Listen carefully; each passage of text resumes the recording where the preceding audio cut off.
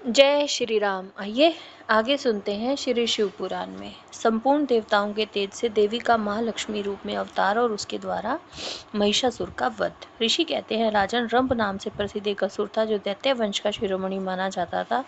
उसे महातेजस्वी महिष नामक दानव का जन्म हुआ था। दानवराज महिष समस्त देवताओं को युद्ध में पराजित करके देवराज इंद्र के सिंहासन पर जा बैठा और स्वर्गलोक में रहकर त्रिलोकी का राज्य करने लगा। तब पराजित हुए देवता ब्रह्मा जी की शरण में गए। ब्रह्मा जी भी उन सबको साध ले स्थान पर गए जहाँ भगवान शिव और विष्णु विराजमान थे। वहां पहुंचकर सब देवताओं ने शिव और केशव को नमस्कार किया और अपना सब वृत्तांत यथार्थ रूप से व्यवहार कह सुनाया। वे बोले, भगवान दुरात्मा महिषासुर ने हम सबको सम्रांगण में जीतकर स्वर्गलोक से निकाल दिया है, इसलिए हम इस मृत्यु लोक में भटक रहे हैं और कहीं भी हमें शांति नहीं मिल रही। उस असुर ने इंद्र आदि देवताओं की कौन कौन सी दुर्दशा नहीं की। सूर्य, चंद्रमा, वरुण, कुबेर, यम, इंद्र, अग्नि, वायु, गंधर्व, विद्याधर, चारण, इन सबके तथा अन्य लोगों के भी जो कर्तव्य कर्म है उन सबको वह पापात्मा असुर स्वयं ही करता है। उसने दैत्य पक्ष को अभय दान कर दिया है, इसलिए हम सब देवता आपकी शरण में आए हैं। आप दोनों हमारी रक्षा करें और उस असुर के वध का उपाय शीघ्र ही सोचें, क्योंकि आप दोनों ऐसा करने में समर्थ हैं। देवताओं की बात सुनकर भगवान शिव और विष्णु ने अत्यंत क्रोध किया। रोष के मारे उनके नेत्र घूमने लगे। तब अत्यंत क्रोध से भरे हुए भगवान शिव और विष्णु के मुख से तथा अन्य देवताओं के शरीर से तेज प्रकट हुआ। तेज का वह महान पुंज अत्यंत प्रज्वलित हो दसों दिशाओं में प्रकाशित हो उठा। दुर्गा जी के ध्यान में लगे हुए सब देवताओं ने उस तेज को प्रत्यक्ष देखा। संपूर्ण देवताओं के शरीरों से निकला हुआ वह अत्यंत भीषण तेज एक नारी के रूप में परिणत हो गया। वह नारी साक्षात महिषमर्दिनी देवी थी। उनका प्रकाशमान मुख भगवान शिव के तेज से प्रकट हुआ था। भुजाएं विष्णु के तेज से उत्पन्न हुई थी। केश यमराज के तेज से आविर्भूत हुए थे। उनके दोनों स्तन चंद्रमा के तेज से प्रकट हुए थे। कटिभाग इंद्र के तेज से, जंघा और वरुण के तेज से पैदा हुए थे। पृथ्वी के तेज से नितंबर, ब्रह्मा जी के तेज से दोनों चरणों का आविर्भाव हुआ था। पैरों की उंगलियां सूर्य के तेज से, हाथ की उंगलियां वसुओं के तेज से उत्पन्न हुई थी। नासिका कुबेर के, दांत प्रजापति के, तीनों नेत्र अग्नि के, दोनों भुएं सातवें गण के, दोनों कान वायु के और अन्य देवताओं के तेज से प्रकट हुए थे। इस प्रकार देवताओं के तेज से प्रकट हुए कमला में लक्ष्मी ही वह परमेश्वरी थी। संपूर्ण देवताओं की तेजो राशि से प्रकट हुई उस देवी को देखकर सब देवताओं को बड़ा हर्ष प्राप्त हुआ, परंतु उनके पास कोई अस्त्र नहीं था। देखकर ब्रह्मा आदि देवेश्वरों ने शिवा देवी को अस्त्र शस्त्र से संपन्न करने का विचार किया। तब महेश्वर ने महेश्वरी को शूल समर्पित किया। भगवान विष्णु ने चक्र, वरुण ने पाश, अग्निदेव ने शक्ति, वायु देवता ने धनुष और बाणों से भरे दो तरकश, शचीपति इंद्र ने वज्र व घंटा प्रदान किए, यमराज ने कालदंड, प्रजापति ने अक्षमाला, ब्रह्मा ने कमंडल, सूर्यदेव ने समस्त रोमकूपों में अपनी किरणें अर्पित की थी। काल ने उन्हें चमकती हुई ढाल और तलवार दी। क्षीर सागर ने सुंदर हार और कभी पुराने न होने वाले दो दिव्य वस्त्र भेंट किए।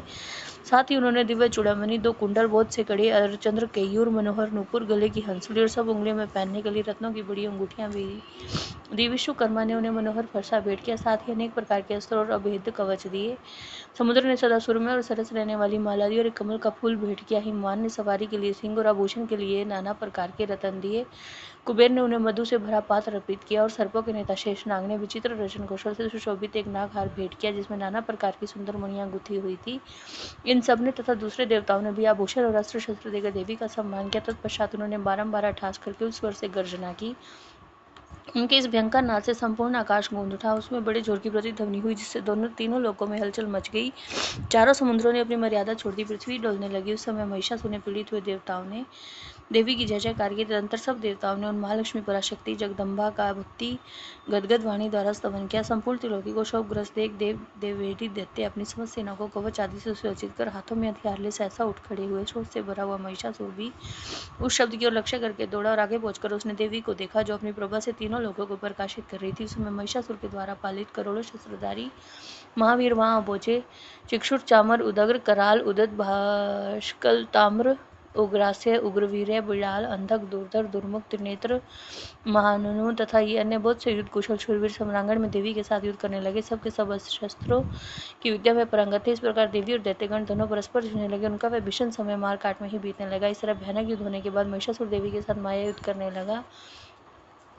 तब देवी ने कहा, रेमूर, तेरी बुद्धि मारी गई है, तू व्यर्थ हट क्यों करता है? तीनों लोगों में कोई भी असुर युद्ध में मेरे सामने नहीं टिक सकते। ये कहकर सर्व कलामयी देवी कूदकर महिषासुर पर चढ़ गई और अपने पैर से उसे दबाकर उन्होंने भयंकर शूल से उसके कंठ में आघात किया। उसके पैर से दबा होने पर भी महिषासुर अपने मुख से दूसरे रूप में बाहर निकलने लगे।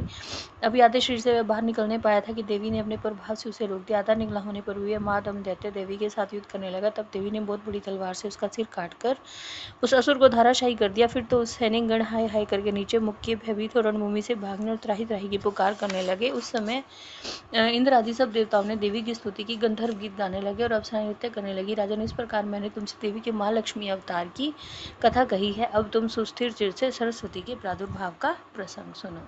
जय श्री राम।